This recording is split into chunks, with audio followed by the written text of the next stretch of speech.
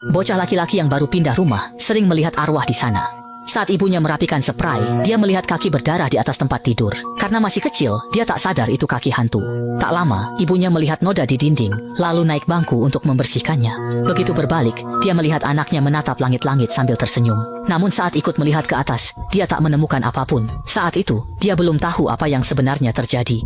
10 tahun lalu, tragedi terjadi di rumah ini. Dan noda di dinding adalah noda darah nyonya rumah. Saat itu, putrinya, Jessie, mengalami hal aneh di kamar. Ia melihat pintu bawah tanah terkunci. Dan seperti ada bayangan melintas di belakangnya. Namun saat menoleh, lorong itu kosong. Belum sempat berpikir, ia dikejutkan suara benturan. Seekor gagak menabrak pintu kaca. Ayah Jessie, Roy, baru saja kehilangan pekerjaannya, lalu menyewa lahan pertanian ini dengan harga murah untuk memulai hidup baru. Karena Jessie remaja yang pemberontak dan hampir saja mencelakai adiknya saat mabuk, mereka pindah ke desa. Esok paginya, sang istri mendapati dinding yang sudah bersih kembali dipenuhi oleh noda besar. Ia pun terpaksa segera membersihkan noda di kamar tidur tersebut sekali lagi. Suami dan putrinya pergi belanja ke kota. Di supermarket, saat ayahnya memilih barang, Jessie melihat kliping koran tentang peristiwa besar kota itu, termasuk soal pemilik rumah sebelumnya. Namun, Jessie tak menghiraukannya. Sesampainya di rumah, ibu meminta Jessie menaruh kotak ke ruang bawah tanah yang penuh barang. Saat hendak pergi setelah meletakkan barang, Jessie melihat sebuah rantai di bawah lantai. Ada jam saku, Jessie gagal membukanya. Di ladang, sang ayah kaget melihat gagak memakan benihnya. Ia berlari mengusir mereka tapi malah diserang. Tiba-tiba, terdengar tembakan dari jauh.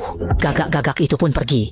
Roy berkenalan dengan John, pekerja serabutan yang lewat di sana. Karena John baik dan ladang butuh bantuan, Roy pun mempekerjakannya. Namun, ia tak menyangka keputusan itu nyaris mengancam nyawa keluarganya.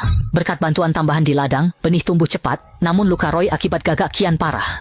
Sang istri pun segera membawanya ke dokter di kota. Meski khawatir meninggalkan Jessie dan adiknya, Roy yakin putrinya bisa diandalkan. Tak lama setelah mereka berangkat, saat Jessie menyiapkan makan malam, lampu tiba-tiba berkedip. Awalnya ia mengira itu gangguan listrik, namun terdengar suara langkah kaki berlari ke atas. Sebelum ia sempat bereaksi, sebuah kekuatan misterius menyerang mereka dalam sekejap. Tiba-tiba rumah menjadi kacau balau, semua perabotan pun hancur berantakan. Dalam kepanikan, Jessie menyembunyikan adiknya di pojok dinding, lalu menelepon polisi. Namun, adiknya tertarik oleh sebuah mobil mainan ke ruang bawah tanah. Pintu tiba-tiba terbuka sendiri. Usai menelepon, Jessie sadar adiknya sudah tidak ada lagi. Ia lari mencari ke bawah, tapi tak ada jejak. Mobil itu menggelinding menuruni tangga ruang bawah tanah. Saat Jessie bingung, tiba-tiba adiknya muncul dari belakang.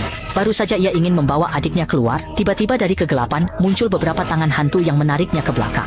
Akhirnya ia berhasil lepas, memeluk adiknya, dan lari keluar. Namun pintu dan jendela terkunci rapat. Untungnya John segera datang menolong. Setelah selamat, Jessie yang ketakutan ingin melapor. Tapi saat menoleh, rumah itu sudah kembali normal tanpa bekas runtuhan. Polisi dan orang tua mereka datang namun tak menemukan keanehan. Karena Jessie pernah salah dan adiknya bisu, orang tua tak percaya ada hantu.